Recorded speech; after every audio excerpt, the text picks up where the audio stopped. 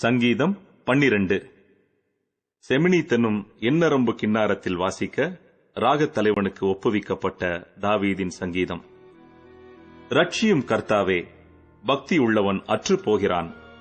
உண்மை உள்ளவர்கள் மனுபுத்திரரில் குறைந்திருக்கிறார்கள். அவரவர் தங்கள் தோழரோடே பொய் பேசுகிறார்கள். இச்சக உதடுகளால் இருமனதாய் பேசுகிறார்கள். இச்சகம் பேசுகிற எல்லா உதடுகளையும் பெருமைகளை பேசுகிற நாவையும் கர்த்தர் அறுத்துப் போடுவார்.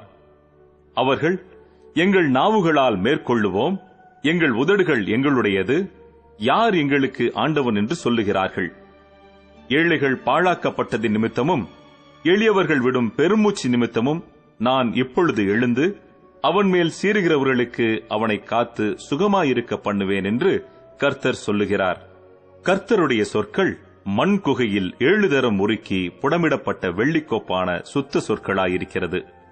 கர்த்தாவே, நீர் அவர்களை காப்பாற்றி அவர்களை என்றைக்கும் இந்த சந்ததிக்கு விலக்கி காத்துக் கொள்ளுவீர். மனுபுத்திரரில் சண்டாளர் உயர்ந்திருக்கும் போது துன்மார்க்கர் எங்கும் சுற்றித் திரிவார்கள்.